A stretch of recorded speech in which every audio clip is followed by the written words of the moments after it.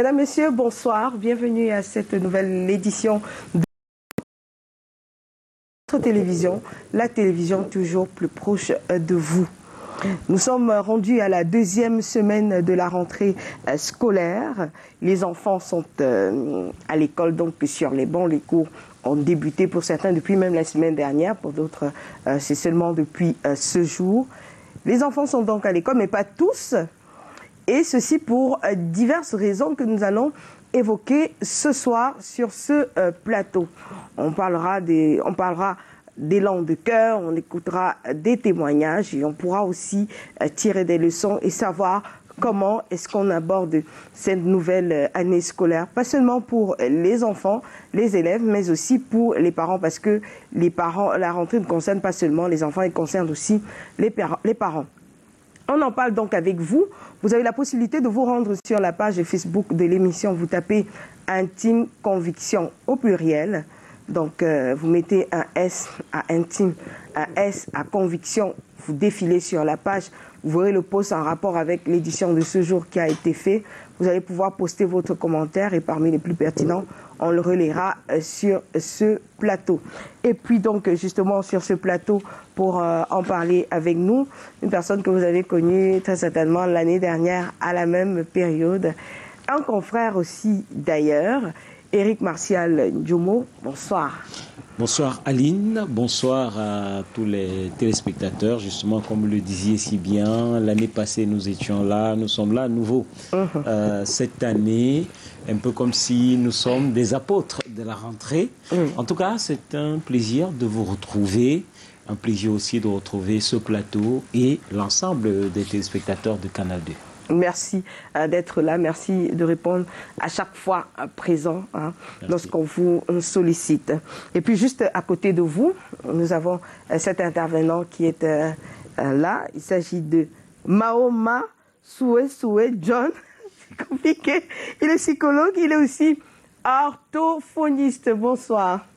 Bonsoir Aline, bonsoir à tous les copanélistes. Bonsoir à tous les téléspectateurs, tous les téléspectateurs de Canal 2. Je suis ravi d'être parmi vous ce soir pour parler de la rentrée scolaire parce que c'est un domaine dans lequel je travaille également en tant qu'orthophoniste. Et le plaisir est pour moi d'être là et de pouvoir édifier les populations et pour les téléspectateurs de Canal 2. D'accord. De toutes les façons, merci d'avoir accepté notre invitation. Vous serez aussi sur ce plateau, non pas seulement en tant qu'orthophoniste, mais en tant qu'éducateur, en tant que psychologue. Tout à fait. Voilà. En tant que personne ressource justement qui connaît la psychologie des enfants. Et il n'y a pas que vous, il y a un autre éducateur qui est avec nous, Marius Baleba. Vous êtes éducateur aussi. Bonsoir. Bonsoir Aline. Merci d'avoir accepté notre invitation ce soir. Merci aussi pour cette invitation, pour que j'apporte ma modeste contribution au thème qui sera débattu ce soir, qui porte sur la rentrée scolaire. Et en qualité d'éducateur, je pense que j'aurai un mot. Vous êtes surveillant général? Oui, enseignant des sciences de la vie et de la terre et surveillant général au lycée bilingue de Sodiko. Oui. Quel est votre surnom?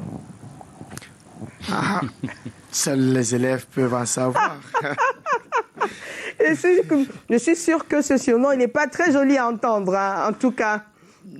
Bon, vous ne savez pas ou bien... Pas encore à ma connaissance. Vous ne savez pas? D'accord. Les élèves du lycée bilingue? De Sodiko. D'accord. À qui je profite pour passer un bonsoir. Voilà. Donc certainement... Et tout le personnel de ce côté. Voilà. Peut-être on va recevoir un message entre-temps qui nous dira quel est votre surnom dans cet établissement-là. Voilà. Alors, on aura aussi Élise et les parents. Elle a choisi ce soir de témoigner, mais de témoigner à visage caché. Vous allez savoir pourquoi. Bonsoir Élise, merci de nous avoir contactés. Bonsoir. Alors, je rappelle que, je vais rappeler les circonstances de toutes les façons de notre rencontre, mais ce sera pendant que vous aurez à témoigner. Et puis, c'est une véritable boule d'énergie. On va voir si, au cours de l'émission, on va pouvoir retrouver cette boule d'énergie-là. Elle, c'est Béatrice Moussa, la maman des enfants. Bonsoir. Bonsoir, Tata Aline, et merci pour cette invitation. Je vois que c'est une faveur, une grâce l'honneur pour maman Dorcas d'être ici là aujourd'hui. Voilà. Je dis que Dieu vous bénisse. Je salue notre maman Colette. Oui. Je salue même son mari et les enfants. Oui. Je salue tous ceux qui nous regardent maintenant, même tout l'orphelinat. Oui. Que je suis dans la joie que je fais partie de ce programme de ce soir. Merci beaucoup, Maman Aline. Alors, vous avez ramené des surprises pour maman Colette Chatier. On va en parler après. Hein? Merci. On lui montrera sa surprise après. Merci, Tata Aline. On ne dira pas encore de quoi il est question. Elle va Merci, découvrir quelle Tata est sa Aline. surprise. Merci. Voilà. Alors, le décor est donc planté. Juste derrière, on va écouter le témoignage de Élise.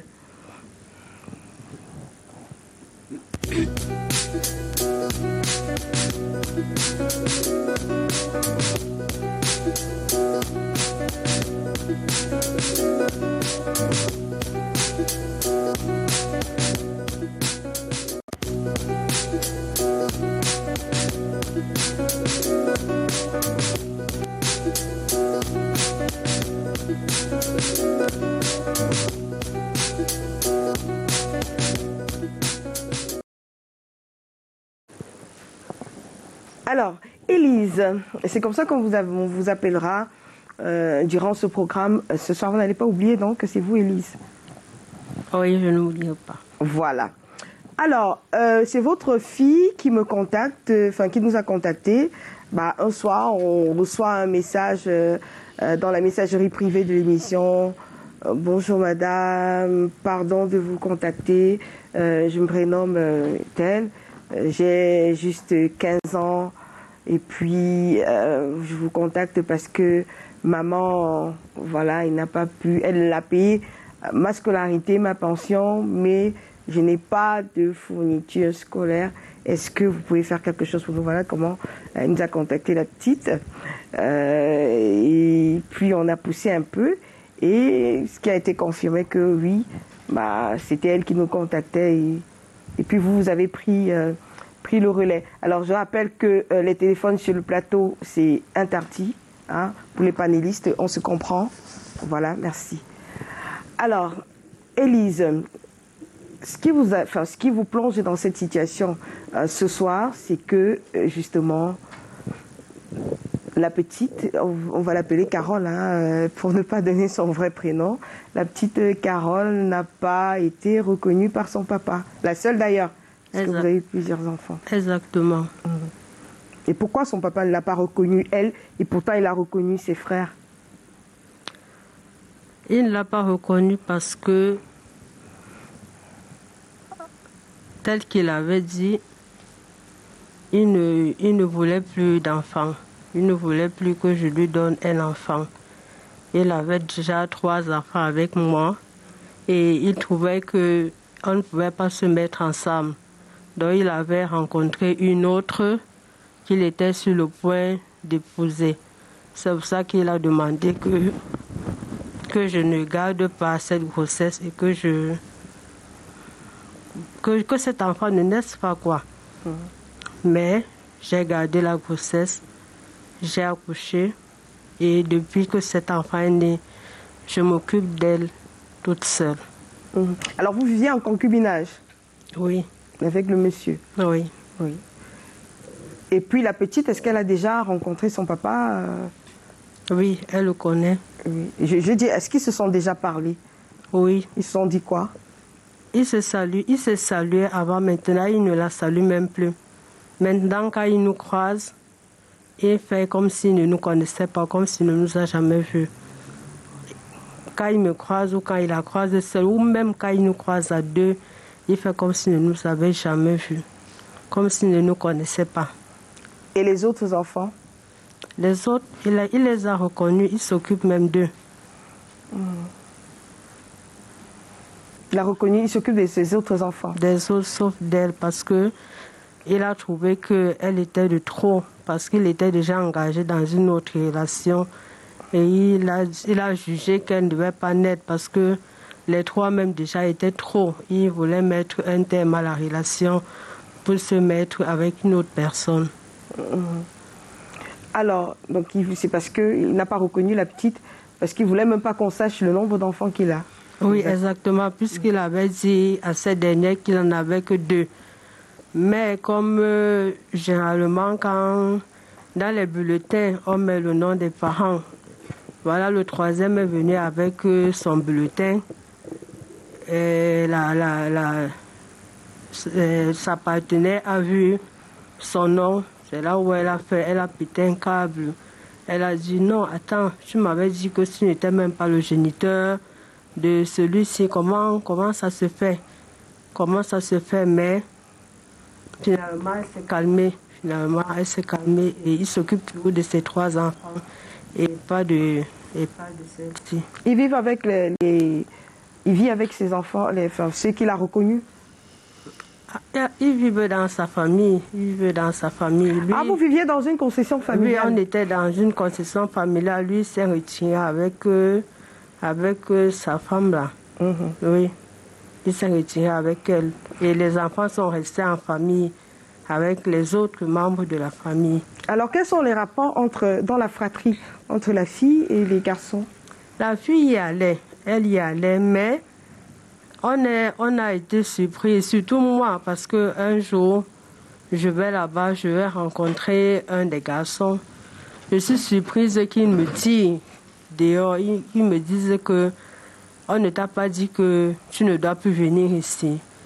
Je dis pourquoi? Il me dit, je ne sais pas. Le garçon?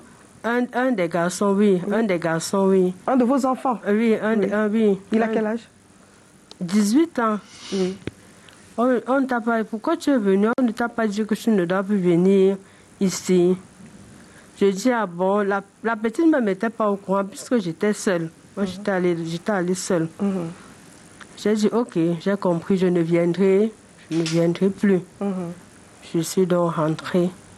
Quand j'ai fait part de ça, la petite, elle m'a dit, ok, comme ça arrive jusque-là, moi non plus, je n'irai plus jamais là-bas. Comme à tous les niveaux, ils veulent montrer qu'ils ne nous connaissent pas. Nous aussi, désormais, on ne les connaît pas. Il vous disait ça dans quelle optique? Je dis le jeune homme. L'enfant. Oui. Est-ce que c'était méchamment? Est-ce qu'il prenait parti pour son papa? En fait, il était même effrayé. C'est comme s'il avait même peur qu'on m'agresse. Il avait peur que je sois agressée. Mais vous, et pourquoi vous alliez là-bas? Comme ils sont là-bas, normalement, je dois aller là-bas, puisque quand je veux les voir, je vais là-bas. Est-ce que vous demandez quand même au père des enfants, est-ce que je peux venir, puisqu'il a une nouvelle compagne, est-ce que je peux venir, est-ce que tu m'autorises, ou bien vous arrivez, vous débarquez juste? Lui, il ne vit pas là-bas. Ah, d'accord. Lui, il ne vit pas là-bas. Lui, il vit ailleurs, avec celle avec qui il est actuellement. D'accord. Et quelles sont les relations entre la fille et ses frères? Est-ce que tout va bien? Tout va bien. C'est donc ça le problème, parce que parfois, c'est elle-même qui me dit, je veux aller rester avec mes frères. Bon, quand je vois que la nuit est déjà tombée, comme je n'aime pas qu'elle marche seule dans la nuit, parfois je vais la chercher. Parfois, elle a toujours envie de rester avec ses frères.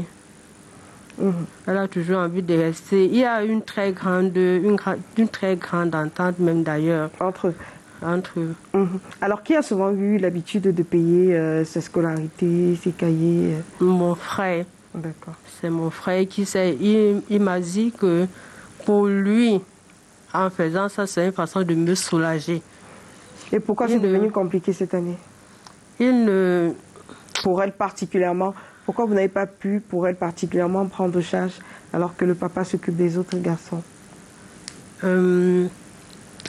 En fait,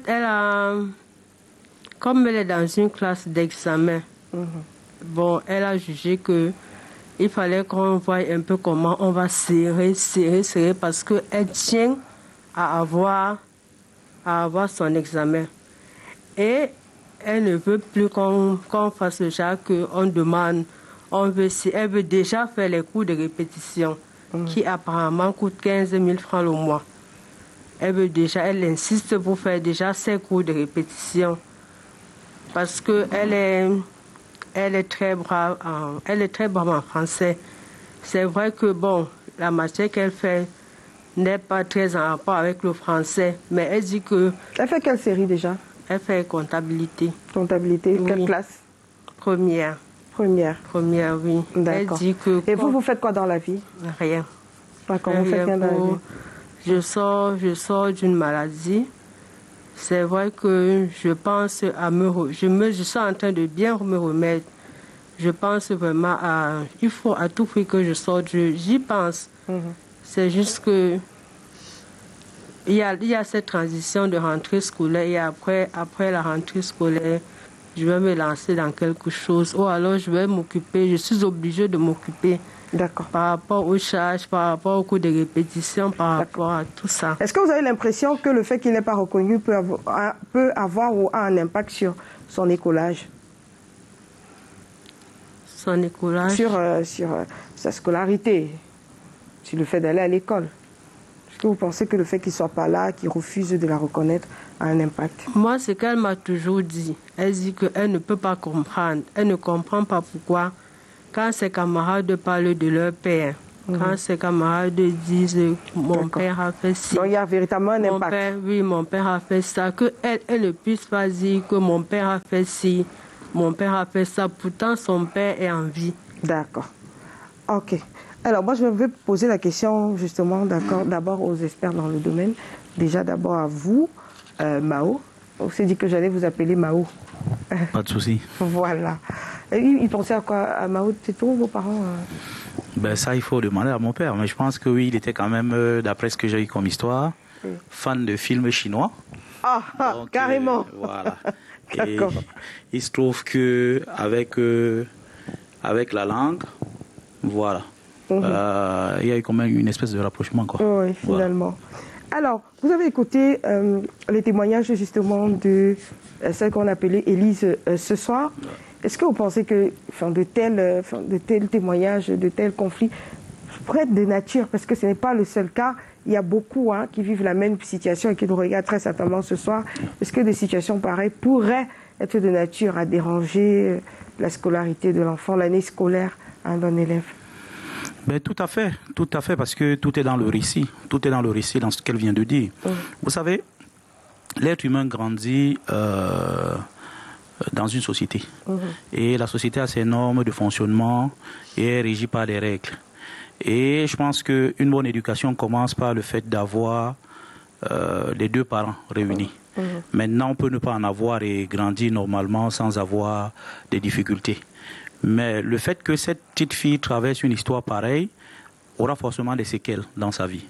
Maintenant, tout dépend de l'encadrement de la famille, c'est-à-dire que la famille de ma consoeur sur le plateau, par exemple, et puis les conseils d'appui que la maman peut avoir pour que cela puisse transformer la petite sur le plan mental, pour qu'elle devienne aguerrie et pouvoir affronter la vie. Mais déjà pour l'année scolaire, je veux dire que, ou bien vous allez me dire que elle a 15 ans, elle est déjà en classe de première, ça va.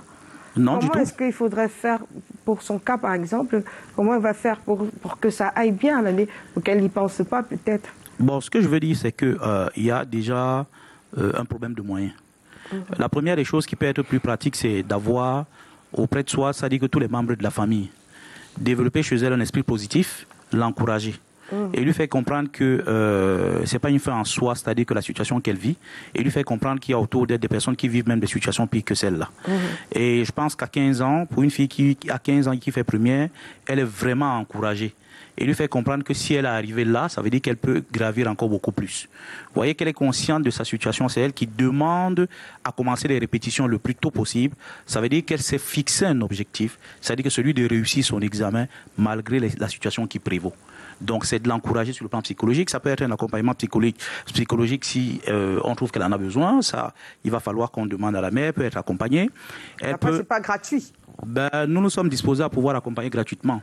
Ah bravo. Nous sommes disposés à pouvoir accompagner gratuitement. Je vous invite tout le temps. Voilà, donc c'est parce que c'est une histoire qui est blessante, vous voyez, c'est-à-dire qu'il y a des conditions dans lesquelles, même si c'est une profession, vous pouvez, c'est-à-dire que, je veux dire, vous les parties, c'est-à-dire que de la profession que vous faites, être humain et pouvoir accompagner une jeune fille comme celle-là. Quand on voit, avec ce qui se passe aujourd'hui, la dépravation des mœurs des enfants de cet âge, qui, regardez votre caméra. Voilà, la plupart qui abandonnent les études, qui se lancent dans des choses assez compliquées, qui sont pourtant issus de bonnes familles, qui ne manquent de rien, et à côté, vous avez plutôt une enfant qui est consciente malgré les difficultés et les vicissitudes de la vie, je pense qu'elle devrait être accompagnée. Donc, nous sommes disposés sur ce plan à pouvoir l'aider, ne serait-ce que par des conseils et puis toute autre chose qui pourrait suivre aux alentours pour qu'elle fasse une année scolaire de bonne qualité et de réussite.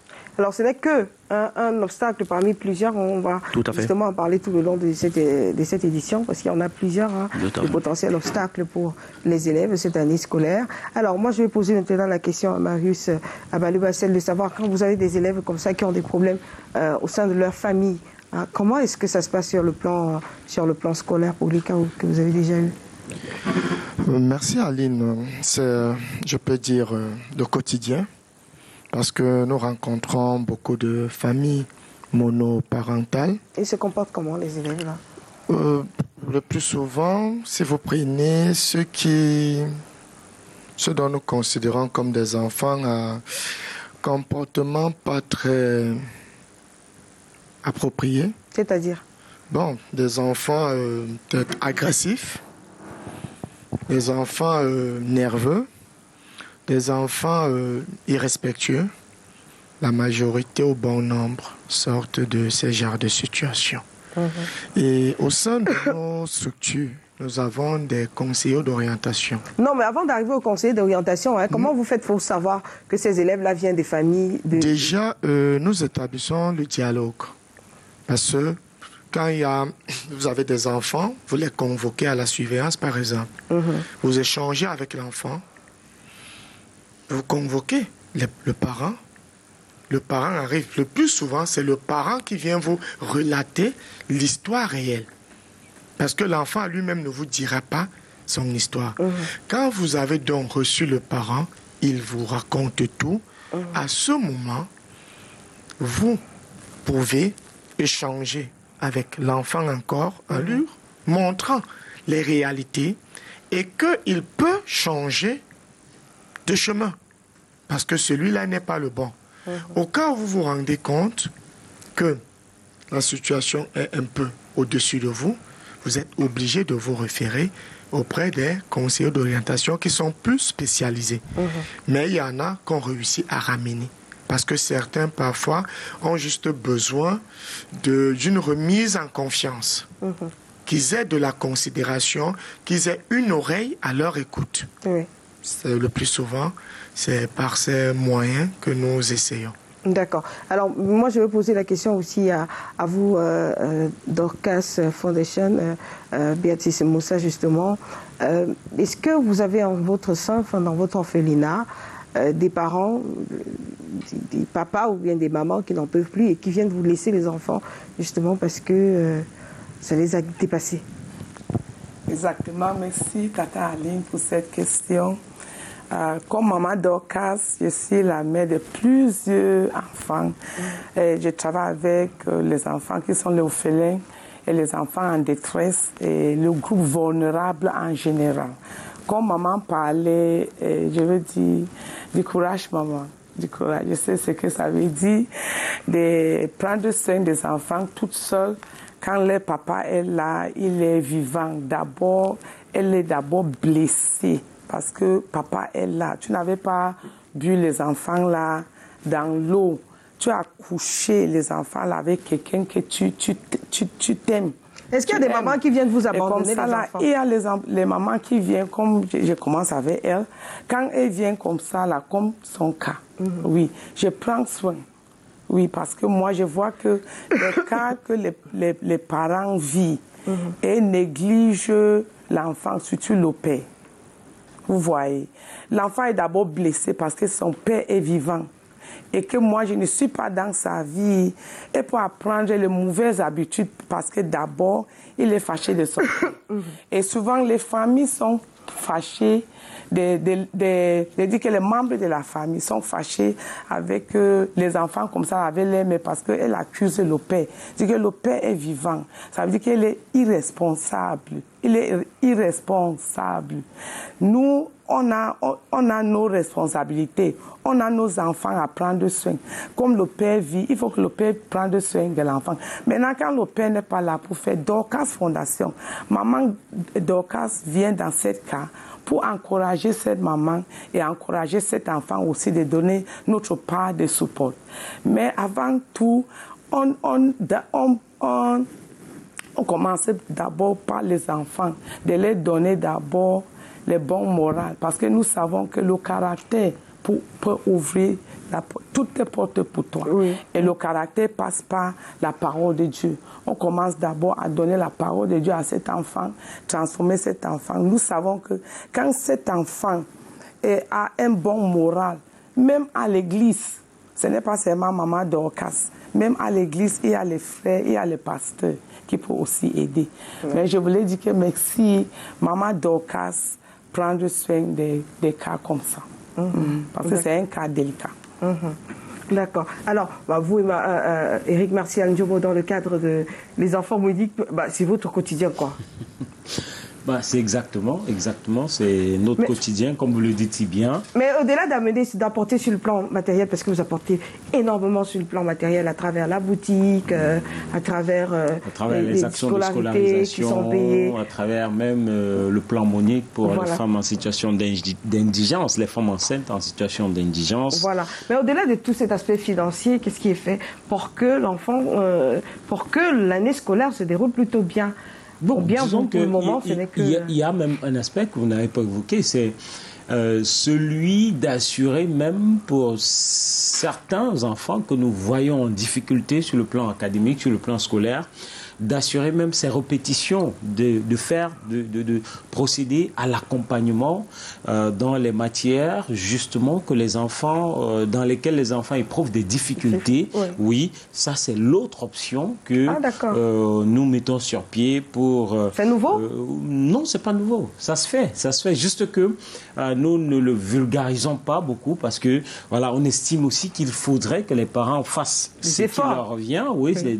Des efforts, mais c'est généralement en cas d'extrême difficulté que nous accompagnons ce type d'enfants pour obtenir les résultats, surtout encore plus quand ces enfants se retrouvent dans des classes d'examen, comme c'est le cas de la petite...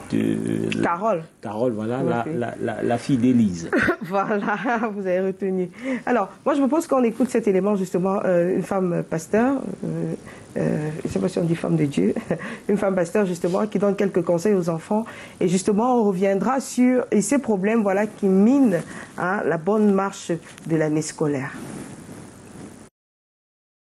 Le sujet qui nous réunit aujourd'hui sur cette plateforme, c'est ce sujet qui vise à nous aider à concevoir notre année spirituellement, parce que tout ce qui se passe dans le physique doit d'abord s'enfanter dans le spirituel. Et j'ai reçu beaucoup de témoignages des parents, des enfants, des enseignants, que je me dis, c'est vraiment être à la merci. Parce que l'école, c'est le lieu où beaucoup de nos enfants sont initiés à la drogue, la pornographie, la rébellion, le banditisme. C'est également un endroit où parfois les enseignants communiquent à nos enfants des systèmes de pensée contraires à nos valeurs. Souvent la masturbation, l'avortement, l'homosexualité, les lesbiennes.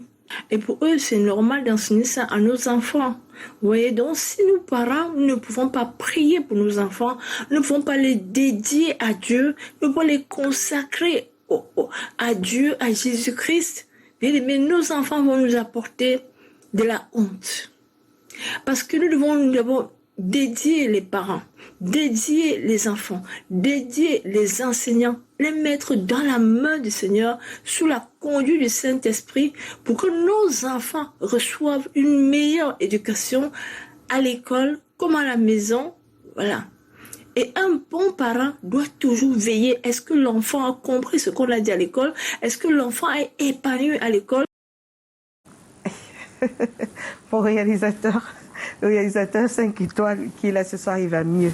Alors, ce qu'on va faire, justement, moi je vais poser la question parce qu'on parlait justement de ces difficultés au long de l'année scolaire. Quels sont justement ces problèmes que vous avez pu recenser qui peuvent potentiellement miner une année scolaire?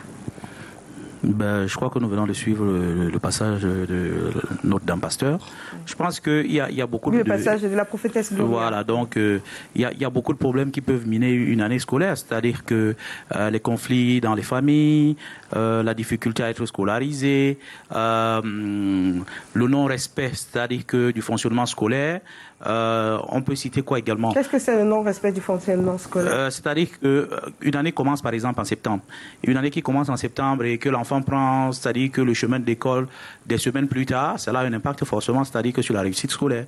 Quel que soit le niveau d'intelligence d'un enfant, s'il arrive un mois plus tard parce qu'il y a des difficultés à payer sa scolarisation, le temps de rattraper, cela demandera des efforts sur le plan mental et cognitif pour qu'il puisse rattraper le niveau que les autres ont déjà commencé. Maintenant, à côté de ça, il y a l'estime de soi sur le plan psychologique, c'est-à-dire que comment l'enfant se perçoit dans l'école. Est-ce qu'il sent qu'il est à la hauteur par rapport aux autres enfants? S'il prend le temps de regarder plutôt les enfants qui sont autour de lui que de se concentrer sur l'objectif et qui est l'essentiel, c'est-à-dire que la réussite scolaire. Donc il y a autant de points qu'on peut énumérer comme ça qui font qu'il y a de l'échec scolaire. Ça peut être par exemple la fréquentation de mauvaises personnes, c'est-à-dire que les mauvais groupes par exemple dans les établissements. Aujourd'hui les jeunes font beaucoup de mimétisme et de suivisme. Donc ça fait que la mode est devenue telle que si vous n'appartenez pas à un tel groupe de jeunes, vous ne faites pas comme les autres, vous devenez un être marginal. Donc pour pouvoir s'en sortir dans un tel milieu, vous êtes conduit à faire comme les autres, même quand ce n'est pas la bonne orientation. Donc voilà de petits facteurs à mon niveau que je peux citer qui peuvent être source de l'échec pendant une année scolaire. Donc à côté de ça, maintenant, il peut y avoir plusieurs solutions qu'on peut, on pourra dérouler, évoquer pour pouvoir permettre aux uns et aux autres de pouvoir s'en sortir et avoir une année réussie. D'accord. Alors moi, je prends l'éducateur sur le plan, parlons du plan familial justement. Quel obstacle? Merci une fois de plus, Aline. C'est vrai, lorsque vous nous renvoyez dans le cadre familial, ce n'est pas notre fort parce que nous considérons l'échec scolaire par rapport aux enfants qui sont là avec vous. Avec nous. Oui. Mais déjà, là, c'est l'éducateur qui parle. Oui, déjà dans le cadre familial, s'il faut noter un élément très essentiel qui passe inaperçu pour les parents, c'est l'absence du dialogue. Il n'existe plus de dialogue aujourd'hui au sein des familles. Mais après que l'enseignant que vous êtes me dise que ce n'est pas à vous d'évoquer quels sont justement ces freins sur le plan familial, c'est un peu étonnant. Non, lorsque vous les vivez au quotidien. Lorsque je dis l'absence de dialogue, ici, c'est pour un peu vous montrer beaucoup d'erreurs commises par des enfants sont liées au fait que ils sont comme des personnes sans guide, qui ne se confient qu'entre eux. Pour des raisons simples. La vie est devenue dure. Les deux parents sortent à 6 heures, reviennent à 18h, 19h, tout fatigués. S'ils peuvent se laver, manger et dormir. On constate aujourd'hui que pour les parents, l'essentiel c'est de payer la scolarité. Il est difficile aujourd'hui de trouver encore des parents, je ne dis pas qu'il n'y en a pas, mais beaucoup ne demandent même pas à l'élève qu'est-ce que vous avez fait en ce jour. Pour preuve, nous sommes aujourd'hui en 2e semaine de rentrée. Comment se fait-il qu'on retrouve des bulletins de fin d'année encore à l'établissement? Vous avez confisqué les bulletins? Non. On n'a pas confisqué. Alors que les parents sont venus inscrire dans la classe supérieure. C'est quand le parent vient inscrire l'enfant. Donc c'est quand le parent vient inscrire l'enfant qu'on lui demande le bulletin et c'est là où il réalise que le bulletin n'a pas été récupéré. Mais et comment on sait que si l'enfant a eu son... L'enfant a dit à son père et le père lui l'arrive. Pour certains parents, ils découvrent même que l'enfant est exclu. Ça, je vous parle d'une réalité. L'enfant est venu dire verbalement comme ça, j'ai passé. Oui. Je vous parle d'une réalité. Ils découvrent même à ce moment que l'enfant est exclu. C'est pour cela que je dis, il y a vraiment à ce niveau, il faudrait qu'on retourne à cette source. Le problème, c'est quoi? Ils ont fait beaucoup d'enfants, ils n'arrivent pas à gérer. Ce n'est pas une histoire de beaucoup d'enfants. Qu'est-ce qui se passe alors, lui, le psychologue, qu'est-ce qui se passe alors? En fait, et ce que M. Baleba essaye de dire, c'est qu'il y a une démission de la part des parents. Ça, il faut le dire. Je pense que cela est marqué par l'époque dans laquelle nous vivons. Aujourd'hui, avec les complications, avec la dureté de la vie, avec tout ce que cela impacte sur le plan financier, social, je pense que les parents sont plus à la recherche maintenant du gain pour pouvoir se soucier de l'avenir de leur enfant. Et donc, ça laisse la place à autre chose que à une relation véritablement familiale. C'est ce qu'il a essayé de dire. C'est-à-dire qu'à une certaine époque que nous avons vécue, les parents se préoccupaient encore, c'est-à-dire que de ce que devaient devenir les enfants.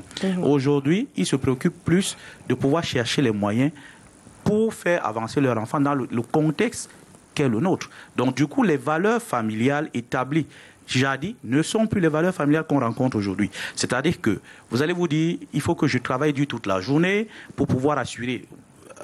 Avant, je prends juste cet exemple, avant, on pouvait aller à l'école sans avoir besoin d'argent de poche. On pouvait manger à la maison et rentrer le soir. Ce n'est plus le cas aujourd'hui. C'est-à-dire que les temps ont changé, de nouvelles habitudes se sont installées et ces nouvelles habitudes vont tellement vite qu'on se perd nous-mêmes en tant que parents et ce qui fait qu'on laisse de la place et de l'opportunité aux enfants. Moi, je vais poser la question justement d'abord à Éric Martial Ndjomo. Vous êtes justement en contact tout le temps avec et les familles et les élèves. On parle de frein sur le plan familial, mais il n'y a que des missions des parents, il n'y a que un centre de dialogue. Mais est-ce que les conflits aussi dans les couples, enfin, je veux savoir, hein, ou bien les conflits du couple ne regardent que le couple, l'enfant ne devrait pas mettre son nez dans ce qui se passe entre papa et maman? On aurait dit en théorie, oui. Mais est-ce que dans la pratique, c'est le cas? Non, c'est largement loin d'être le cas. Forcément, s'il y a conflit entre papa et maman, l'impact direct et le plus immédiat est sur la progéniture. Donc, c'est quelque chose de normal. D'où l'importance qu'il y a aujourd'hui pour certains parents à éviter même un certain nombre de disputes, un certain nombre de mots, un certain nombre d'attitudes devant les enfants, de peur que cela n'impacte ces derniers. Et comme le rappelait si bien à la fois le psychologue et l'éducateur, c'est que les parents, bon, je ne vais pas utiliser le mot démissionner, mais les parents étant pris au regard du contexte social d'aujourd'hui par la recherche du gain pour nourrir la famille, ce qui se passe, c'est que cet enfant qui grandit dans un mauvais cadre ou un cadre qui est loin d'être normatif aura tendance à contaminer ces autres enfants qui sont tout autour de lui avec ce qu'il voit faire autour de lui, c'est-à-dire de son père et de sa mère.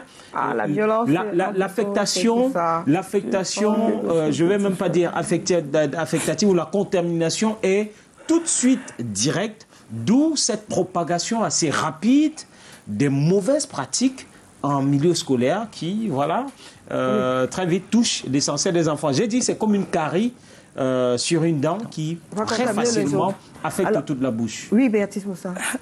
Pour moi, c'est bien, vous avez bien parlé des familles en difficulté qui peuvent aussi affecter l'enfant de bien fréquenter à l'école. Mais souvent, les parents font tout. Elle inscrivent les enfants bien, donner toutes les fournitures. Mais maintenant, au niveau de l'école, il y a souvent que les fondateurs, les fondatrices ne paient pas les salaires bien. Et pour ces raisons, les enseignants n'enseignent pas bien. Il y a même les autres qui ne viennent même pas à l'école. Ça veut dire que les parents ont tout donné. L'enfant aussi veut aussi donner son tout pour passer. Mais au niveau de l'école, oui, il y a les enseignants qui ne viennent pas, ils ne prennent pas leur travail en sérieux. Ils ne sont pas appelés pour vraiment être l'enseignant. Il y a les autres qui sont bien payés, mais ils elles ne sont pas sérieux pour faire Ce qui les intéresse, c'est de lorgner les belles élèves. Lorgner, bah oui. Il y a aussi les professeurs qui enseignent les petites filles à l'école. Oui, voilà. Monsieur le surveillant général. Ça se passe ou pas? Des enseignants qui, au lieu d'enseigner, font la cour aux élèves. Avant d'arriver à ce niveau... Non, il faut qu'on arrive à ce niveau d'abord. C'est ma question, parce que c'est moi qui pose la question. Je voudrais d'abord... Mais ma question d'abord, c'est est-ce que vous êtes surveillant général? Est-ce qu'il y a les enseignants qui font la cour aux élèves? Ce problème est un peu gênant. Pourquoi il est gênant? Tout simplement parce que dans tout corps de métier... Non, on ne veut pas le corps de métier. Est-ce que ça se passe? Aline, je vais vous répondre. Oui. Je vais vous répondre. Dans tout corps de métier, il y a ce que nous appelons des brebis galeuses. Mais on ne peut pas, si dans un lycée de 100 enseignants, 1 ou 2, on fait la cour aux élèves, est-ce qu'on devrait dire les enseignants? Ça se passe quand même, ça veut dire que ça se passe. Il y a eu ce scandale l'année dernière. Effectivement. Puisqu'aujourd'hui, avec l'avènement des réseaux sociaux, c'est facile que cela soit relayé. On ne peut pas nier l'existence de cela. Mais nous disons ceci, on ne peut non plus ternir un corps de métier parce qu'on a eu une situation qui s'est présentée. Oui, mais qu'est-ce que vous faites pour que les enseignants ne font pas la cour, ne fassent pas la cour aux élèves ou bien? Déjà, est-ce qu'il y a quelque chose qui est fait pour cela? Il faut savoir, c'est très difficile. Il n'y a pas quelque part où vous pouvez détecter. D'accord. Parce que c'est une relation. Est-ce qu'il y a quelque chose qui est fait pour empêcher cela? Il y a la loi qui interdit totalement. Non. Et maintenant aussi... Moi, ma question, c'est est-ce qu'il y a quelque chose qui est fait au niveau de l'établissement, des établissements? C'est quoi qui est fait pour empêcher cela? Déjà, au niveau des établissements, il y a la dénonciation, parce que ces enfants se confient. Il y a la dénonciation. Et il y a aussi des conseils que nous donnons aux enfants dans des salles de classe pour... attirer leur attention, montrer le côté néfaste. D'accord. Mais ce que nous devions savoir, c'est que ce n'est pas l'enseignant qui est l'élément dangereux pour l'apprenant. Non, mais pourquoi je le dis? Moi, je vais commencer à voir... parce que on parle d'une chose et vous voulez la survoler, vous voulez faire comme si elle n'existe pas. En fait, c'est que lorsqu'on veut entrer dans des profondeurs, vous nous dites de vous répondre par un oui ou non. Mais n'oubliez pas, en disant un oui, c'est... Non, vous venez de dire que ce n'est pas si important que ça, les relations élèves-enseignants. Vous venez de nous dire que ce n'est pas si important que ça, qu'il y a des problèmes plus importants. C'est ce que vous venez de nous dire. Je n'ai pas dit que ce n'est pas si important. J'ai dit c'est faible. C'est ce que je dis, c'est pas si... Faible veut dire que ce n'est pas si important d'avoir que les relations élèves-enseignants, ce n'est pas si important que ça. Après, ok, c'est ce qu'on a retenu, ce que le surveillant général nous dit ce soir, que c'est pas important, ce n'est pas ce qui est important. Alors, non, là je ne suis pas d'accord, Aline. Mais vous dites parce que lorsque vous dites, j'ai dit ce n'est pas si important, c'est différent de dire que c'est faible. Un taux faible d'une chose, parce que nous sommes ici sur un fait que la société condamne. Dire que je déclare que ce n'est pas important, ça ne sera pas pris dans vos propos de la sorte. Il faudrait qu'on reste dans son cadre. C'est un problème. Qu'est-ce que vous voulez dire quand vous dites que c'est faible? Quand je dis c'est faible, je vous ai pris un exemple, Aline. Si nous avons... D'accord, vous acceptez. Bon, on va passer à autre chose. Vous acceptez que c'est faible. Alors, moi, c'est faible pour vous? C'est non considérable le fait que... L'existence d'une chose en soi est déjà un problème. Peu importe le ratio. C'est-à-dire que ça représente 1% ou 2% ou 3% ou 0, quelque chose de pourcent, c'est déjà en soi un souci. Maintenant, il faut aller questionner l'homme. C'est-à-dire que sur la dimension psychologique. C'est les faits qui sont vieux comme le jour et sur lesquels il faut que la loi s'accentue davantage pour réprimander. Parce que si on permet à quelque chose qui n'est pas...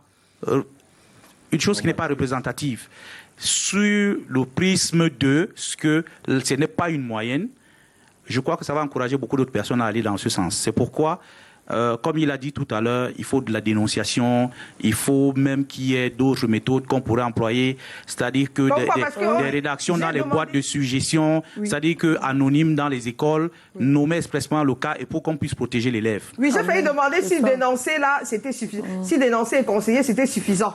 Il faut commencer par la dénonciation, Aline. Il faut commencer par ça parce que c'est l'élément premier. Si c'était suffisant. J'ai pas dit que c'est pas important. Non, c'est déjà un élément suffisant. C'est déjà un élément suffisant parce que d'autres contraintes ne peuvent pas se mettre en place avant la dénonciation. D'accord. Alors, on va regarder justement ces actions de l'association Les Enfants Monique, les Fous de Cœur, hein, dont la présidente et directrice générale, justement, est marraine. Hein, on va pouvoir regarder l'élément de scolarisation de l'association Les Enfants Monique, les Fous de Cœur, qui cette année encore a pris sur elle d'accompagner les enfants à l'école. Les Enfants Monique, les Fous de Cœur ont décidé de procéder par une caravane en cette année 2021 pour inscrire les enfants défavorisés sur l'ensemble du territoire. Première étape, la ville de Foulassi, à quelques encablures de Sangmelima, dans la région du Sud. 4 enfants de la famille Edimbi attendent avec impatience.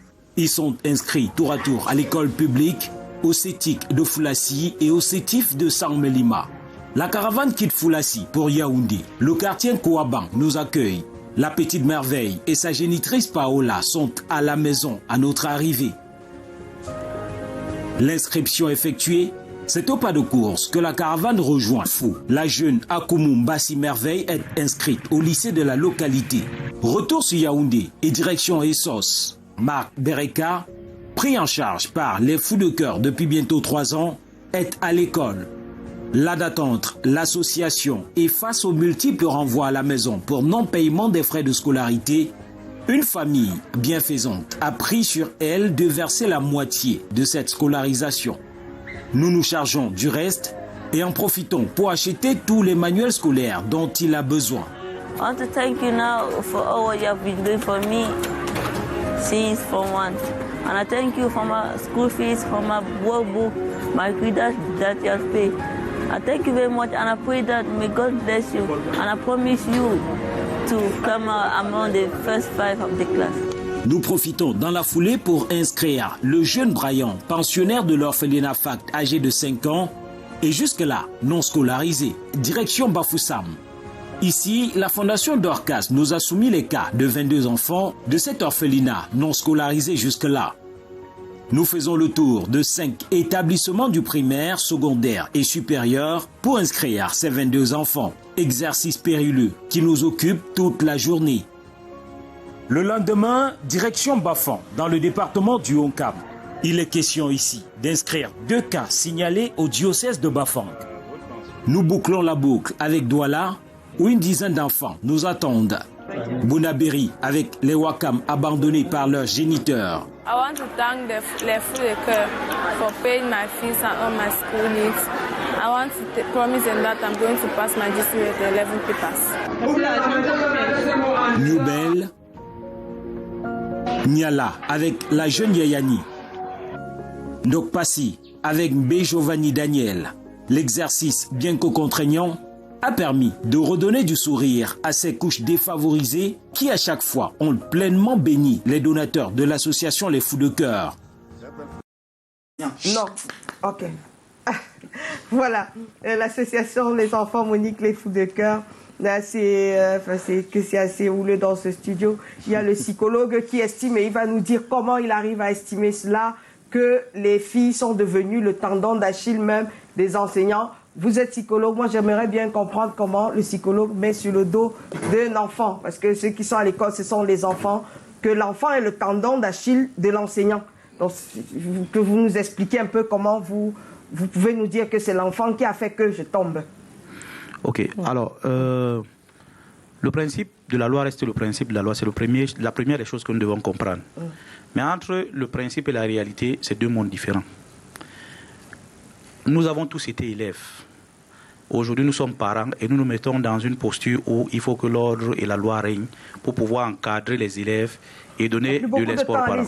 Oui. Comment est-ce que vous faites pour estimer que l'enfant est responsable, est le tendon d'Achille de l'enseignant? Expliquez-nous. Oui, bien entendu, parce qu'il y a parmi les élèves qui arrivent dans un établissement ceux qui ont des objectifs différents que celui de la scolarisation. Il y a ceux qui sont, ou des filles qui viennent avec l'idée de pouvoir passer ou de réussir l'année par tous les moyens. Et elles vont faire ce qu'on ne peut même pas imaginer pour avoir les faveurs des enseignants et se retrouvent dans des positions d'indélicatesse et qui malheureusement vont conduire à des grossesses et qui vont plomber une année scolaire. Donc c'est aussi un élément à prendre en compte, mais en condamnant l'enseignant qui est censé être un éducateur et qui va se mettre au-dessus de toutes les considérations et toutes les avances qu'il va recevoir. D'accord, moi je pose rapidement la question à vous, Éric Martial Diobo. Vous pensez que ça se... Enfin, je veux dire, est-ce que vous êtes d'accord de dire que l'enfant est le tendon d'Achille de son père? Non, pour moi ce serait trop facile aussi. Que c'est à cause d'elle, c'est parce qu'elle m'a montré ses seins que je suis allé avec elle. Du tout, justement, du tout. Je pense que l'enfant peut avoir beau tout faire, ce n'est pas parce qu'elle s'assoit dans une salle de classe et voilà, ouvre les jambes que l'enseignant devrait succomber. Non, loin de là. Donc, au-delà de tout ce qui est développé sur le plan psychologique, je pense qu'il y a une dimension responsabilité parentale, responsabilité en tant qu'adulte qui devrait pousser ces éducateurs à se mettre au-dessus de ce que je pourrais appeler la mêlée, à se mettre au-dessus de toutes ces provocations, de toutes ces tentations, parce que si dans la vie on devait accepter ou céder à tout ce qui nous est proposé, je ne sais pas à quoi ressemblerait ça. Est-ce que vous céderiez à votre fille, par exemple, non, pas du tout. C'est la même chose. C'est dégueulasse d'ailleurs de dire des choses pareilles. Voilà. Hein? Alors, justement, vous nous rapportiez, Éric Martial Diobo, lorsqu'on regardait justement la vidéo, qu'il y avait beaucoup de jeunes filles scolarisées qui sont retrouvées enceintes de leurs enseignants. Disons quelques-unes. Vous êtes revenus cette année, oui. Parce que là, on a regardé les images de la caravane de l'année passée. Parce que nous sommes encore dans la caravane de cette année. Je suis d'ailleurs content de voir Maman Dorcas ici. Parce qu'il y a de cela quelques jours, nous étions à Bafoussam pour scolariser. C'est vrai que le nombre d'enfants a considérablement augmenté dans son orphelinat. Maman Dorcas accouche samedi, dimanche. Voilà, tous les jours. Donc, nous, je pense, il nous reste 7 enfants à scolariser sur les 29 que nous avons trouvés là-bas. Nous avons scolarisé, déjà, il nous reste 7 sur 29, chacun peut faire la soustraction. Nous étions du côté de... Il était un peu nul en maths, 22, ça fait 22.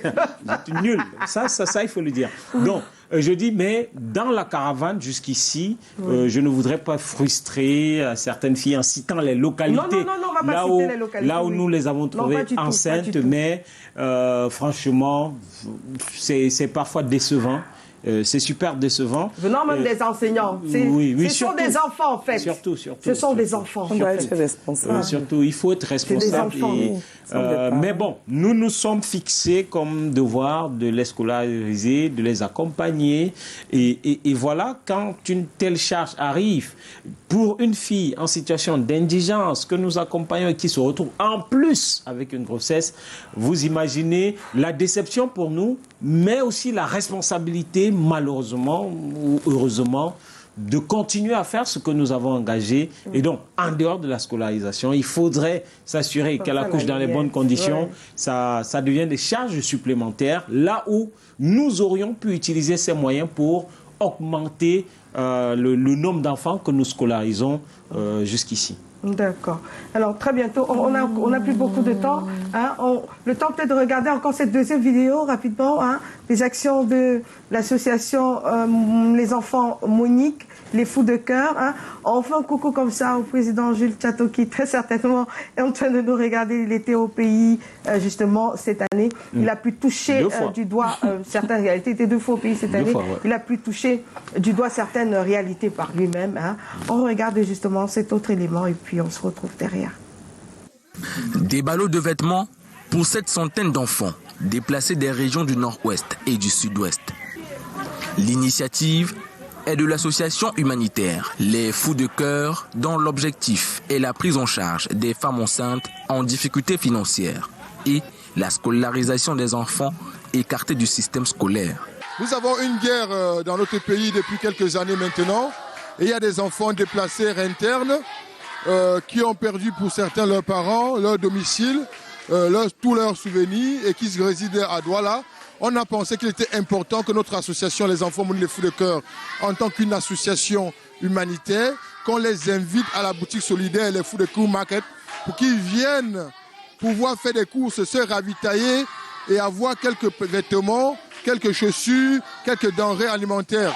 Recueillis au sein d'un domicile privé par une âme de bonne volonté, ces enfants déplacés internes bénéficient ce jour avec joie de ce don de vêtements qui vient répondre à un de leurs nombreux besoins quotidiens. J'ai dit aux promoteurs de continuer comme dans cette lancée. On nous a vraiment aidé avec les habits, avec les chaussures. Ça me plaît tellement. C'est très fier. Parce que nous, on a manqué de quoi porter. On a manqué de quoi manger. On a manqué les médicaments. On a manqué beaucoup de choses à la maison.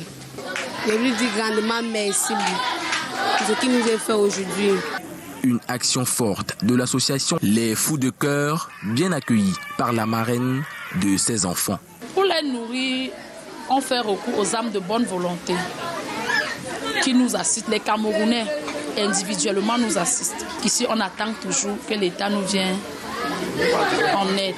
Au-delà de ce qu'on donne à ces enfants-là, nous sommes en train de les inculquer une certaine valeur. Et regardez derrière moi comment ils sont heureux, comment ils sont contents. On aimerait qu'ils se souviennent que sur leur chemin pénible, ils ont rencontré des mains tendues. Ils ont rencontré des personnes généreuses. La main sur le cœur, l'association Les Fous de Cœur, par ce geste, réussit à mettre la joie dans les cœurs de ces nécessiteux.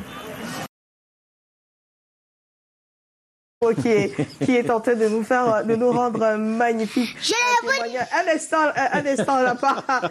Donc c'est Eric Martial qui est en train de nous rendre un fabuleux témoignage. On a vu tout à l'heure, c'était Jules Chateau justement. Oui, avec la boutique sociale. Oui, sur le terrain lui-même. Hein. Oui, du côté du marché d'Okpassi, oui. On n'achète rien dans cette boutique. C'est justement une boutique que les membres de l'association, composés à 95% de Camerounais qui résident à l'étranger, ont décidé de mettre sur pied parce qu'on s'est rendu compte que l'accompagnement jusque-là, les femmes en situation d'indigence, les femmes enceintes, qu'on accompagnait, une fois qu'elles avaient accouché, il y avait des problèmes de chaussures, de pantalons, de caleçons, de t-shirts, de chemises pour les enfants. Donc il fallait trouver un moyen de ravitailler un espace qui permettrait à ces femmes de partout le Cameroun de venir se servir. Quand je dis partout le Cameroun, c'est vraiment partout. Vous vous souvenez de ces 40 filles que nous sommes allés sauver dans le cadre de la crise anglophone du côté de Kumba, filles enceintes, certaines à 9 mois qui n'avaient jamais fait une visite prénatale. Nous nous sommes rendus de ce côté-là. Personnellement, j'y étais malgré les crépitements. Il y a de cela 1 an et quelques mois. Malgré les crépitements, nous sommes allés sortir ces filles. Nous les avons accompagnées à l'hôpital. Tout a été fait. Donc, il y a ça, cette boutique sociale. Et c'est dans ce cadre que le président Jules Chateau était là. Bon, on parlait de... Et puis, mais lui, lui aussi, il est totalement... Quand vous parlez de les fous de cœur, lui, c'est un fou carrément. Lui, c'est le gars du terrain, quoi. C'est un malade de cœur, donc, il faut rencontrer le président de la République, là, sa veste est déjà apprêtée toute là dans la voiture. Parfois, même sans veste, son t-shirt, il fonce tout simplement. Oui. Alors, justement, vous les avez rencontrés. Vous êtes allé chez Dorcas. Oui, j'étais chez Dorcas, je pense... Ne montrez pas encore ce qui se passe de l'autre côté. C'était jeudi dernier, et les 2 petites filles avec lesquelles Dorcas a voyagé et qui vont prester tout à l'heure. Ah, il a donné la surprise. Oui. Mais je vous dis une chose, c'est que une fois que nous avons terminé la scolarisation, vous avez calculé c'était 22. Merci pour les mathématiques. Oui. Donc, nous sommes rentrés à l'orphelinat sous la pluie, je suis arrivé complètement trempé et maman Dorcas dit: je ne peux vous offrir qu'une chose, c'est la prière, c'est les chansons, c'est l'exhortation, c'est la louange. Et si vous imaginez qui a fait la louange, quand j'ai regardé le petit bout de femme qui faisait la louange, j'ai dit, à elle seule, elle vaut 3 pasteurs des églises réveillées. La petite, hein? Il faut qu'on regarde. J'en ai terminé. Alors, justement, oui, là, on écoute d'abord la petite prière, là. Il va monter le volume à la réalisation, Jean. Merci. Ils font tous que tu les utilises de bénir Dorcas Fondation. Tous les donatifs, tous les donateurs, papa, je prie de continuer de les bénir, les protéger. Merci, papa. Au nom de Jésus. Amen. Alors, moi, c'est très important que je rappelle la petite histoire derrière. C'est que, particulièrement, c'est Madame elle-même, Madame Colette Tchatché, qui est d'ailleurs marraine. Marraine de l'association Les Enfants Monique. Monique, voilà, qui a eu un coup de cœur, voilà, pour l'orphelinat Dorcas Fondation. Voilà. C'était vraiment son coup de cœur. Et puis, justement, Béatrice Moussa, la maman de l'orphelinat, a décidé ce jour de lui faire une surprise et de venir avec les deux petits. Vous étiez très sagement surpris de les voir. Alors, maman Dorcas, qu'est-ce que vous avez à dire pour nous ce soir? Est-ce qu'il y a un micro de votre côté? Oui. Alors, oui, avant que... Maman Dorcas est pleine de joie. Pour moi, c'est tout un miracle. Parce qu'avant, mes enfants partaient à l'école, on les chassait de la pension, elles ne travaillent pas bien. Mais je veux dire que notre maman Colette, Canal 2, notre papa Jules, l'enfant Monique, vous êtes des anges. À l'aise. Vous êtes des anges. Je ne sais pas comment je devais faire avec mes enfants cette année. Vous êtes venus payer la scolarité de mes enfants. Mes enfants sont les VIP à l'école. Elles vont fréquenter sans problème. Elle m'a prié que mes enfants travaillent bien. Pardon.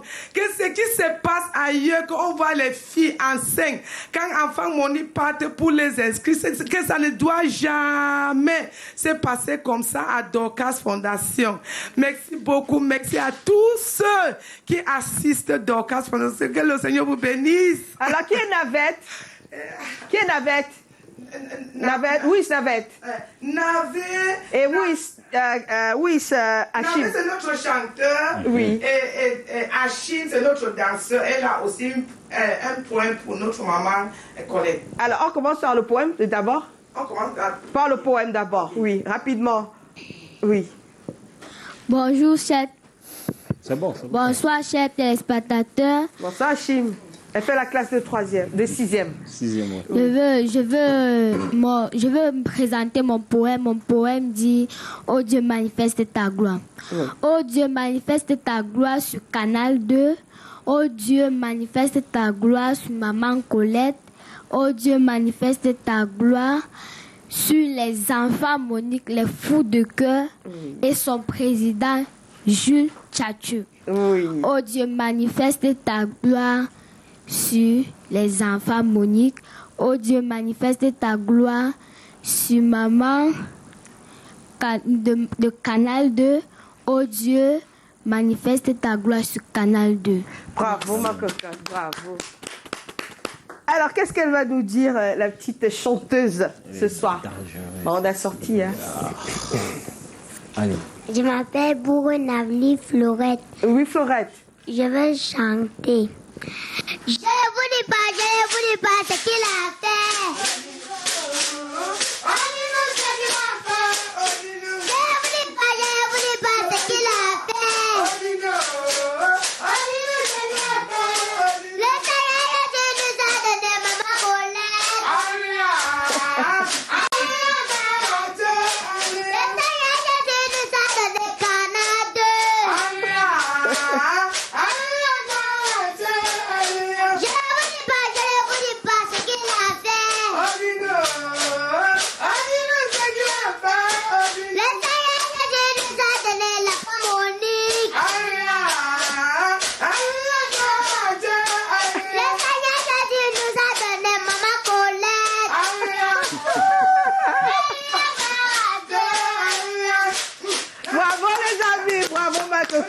Bravo. Alors, maman Béa, moi je vais poser une question. Est-ce qu'elles sont déjà venues? Est-ce que vous êtes déjà venue à Douala avant? Ou à la télé? À la télé, à Douala d'abord. Est-ce que vous êtes déjà venue à Douala? Non, maman. C'est la première fois que vous arrivez à Douala? Maman. Ah, d'accord. Alors, est-ce que vous êtes déjà passé à la télévision? Vous êtes déjà passé à la télévision avant? Dans les reportages. Non, maman, mais c'est la toute première fois. Voilà. Alors, est-ce que ça vous plaît d'être venu ici?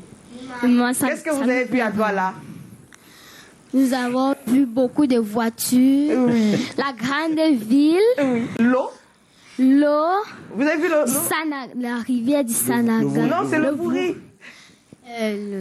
L'eau du Vouri. Oui. Nous avons vu la route étendue. Oui. Et nous avons vu aussi la maison où Canal 2 est situé. Voilà. Donc quand vous allez rentrer sur Bafoussam, vous direz que vous êtes venu à Canal 2. Merci vraiment, Mabéa, merci. Vous allez pouvoir rentrer avec quelques fournitures justement pour accompagner ce qui a déjà été fait par Canal 2 et son partenaire, privilégié l'association des enfants Monique, les Fous de Cœur. Vous inquiétez pas pour Carole, Élise. Carole, vous allez pouvoir retourner avec les fournitures scolaires de Élise, de Carole, parce que Carole ne demandait que ça. Ces fournitures scolaires. Donc, vous allez pouvoir rentrer avec ces fournitures scolaires-là. On va donner rapidement, la réalisation, déjà d'abord à l'enseignant qui nous dise quelles sont les recommandations pour une fin d'année efficace. Merci Aline, parce que là, on retrouve enfin le sujet le plus préoccupant de voir les enfants réussir. Oui. Je pense que la première des choses, tout enfant doit se fixer un objectif. Oui. Quel est l'objectif qui se fixe? Et ensuite, se donner des moyens, travailler dur pour atteindre ces objectifs. Oui. Et en plus de cela, l'autodiscipline. Et dans l'autodiscipline, il doit être organisé. Organiser très bien son travail. Une fois que ce travail est bien organisé, il ne doit pas accumuler les leçons. L'enfant doit étudier ses leçons tous les jours.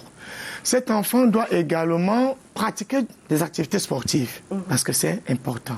Il doit bien dormir et avoir une alimentation saine et équilibrée. On reviendra sur le bien dormir. Là, comment vous allez nous dire comment est-ce qu'un enfant qui à la fois aussi parent devrait bien dormir. Alors, ils sont en train de me regarder genre, qu'est-ce qu'elle va encore sortir là? Oui, il faut que je sorte des choses. Oui, on termine. Quelques recommandations, on a bientôt terminé. Alors, je dirais simplement motivation, détermination, organisation, planification. Éviter surtout la procrastination. Je pense que je suis arrivé en termes de prononciation. Vraiment éviter les mauvaises fréquentations. Éviter les mauvaises fréquentations, être focus, avoir des objectifs précis et surtout être à l'écoute des aînés. Les parents surtout, et surtout du corps enseignant. Maintenant, nous sommes des professionnels. Je pense que nous sommes déjà des partenaires à Canal 2 et nous pouvons, dès aujourd'hui, c'est-à-dire aider des enfants qui sont dans des situations compliquées pour avoir des taux de réussite beaucoup plus élevés que ce que nous avons sur le territoire. De toutes les façons, on reviendra encore beaucoup plus sur cette affaire de planification, même pour les parents aussi. Tout à fait. Des astuces aussi pour les parents, parce qu'on n'a pas insisté aussi sur le volet parents. Comment est-ce qu'on s'organise quand on a 5-6 enfants et qu'on est la seule maman, qu'on est là. Il y a un terme aujourd'hui, qu'on est la MAPA. Comment est-ce qu'on s'organise quand on a à la fois la maman et la papa? Et Eric Martial qui sourit parce qu'il est en contact avec beaucoup de MAPA. Beaucoup de belles choses encore sûrement. Il y a du lourd qui arrive l'année prochaine. Absolument. J'ai trahi un secret, mais on ne va pas dire quel est ce lourd qui arrive. Voilà, on va pas dire, mais on va dire que, et je voudrais terminer par là, que l'association Les Enfants Monique, les Fous de Cœur est aujourd'hui reconnue d'utilité publique du côté de la Belgique, où est son siège principal. C'est depuis décembre 2021 et que depuis le mois de mai 2022, un dossier a été introduit auprès de la présidence de la République du Cameroun pour que l'association soit reconnue d'utilité publique au Cameroun. Donc voilà. Pour faciliter on va dire pourquoi, pour faciliter les actions, parce qu'il y a des gens qui ne comprennent pas. Voilà, il y a justement beaucoup de fournitures scolaires, beaucoup de vêtements. Voilà, que tout cela puisse rentrer et au vu de l'honnêteté, de la transparence dont nous faisons montre jusqu'ici, parce que tous les rapports annuels sont produits à chaque fois, c'est introduit auprès des autorités, et ça reste jusqu'aujourd'hui une affaire de bénévoles, une affaire de... Il n'y a aucune subvention qui est donnée, donc ça sort de la poche de quelques donateurs qui, comme je vous le disais, sont une quarantaine. C'est à 95% des Camerounais qui sont en Belgique, qui sont en Suisse, qui sont en France, qui sont au Canada, qui mettent ce qu'ils peuvent mettre pour accompagner ces enfants. C'est des personnes sensibles qui ont décidé de mettre l'humain au centre de toutes les préoccupations. C'est des fous de cœur. Et donc, je dirais que pour tout autres Camerounais qui voudraient suivre et se joindre à cette belle aventure, la page Facebook de l'association, c'est Les Enfants Monique, les Fous de Cœur. Allez découvrir les actions qui sont menées, allez découvrir tout ce qui est fait en temps réel de ce côté-là. Et si ça vous intéresse, pourquoi ne pas vous joindre à l'aventure? C'était important de le dire pour le mot de fin. C'est terminé pour ce soir. Très certainement, on va se retrouver lundi prochain quand il sera 21h30 pour une autre édition. Bonsoir, c'est tellement, c'est vite fini. Au revoir.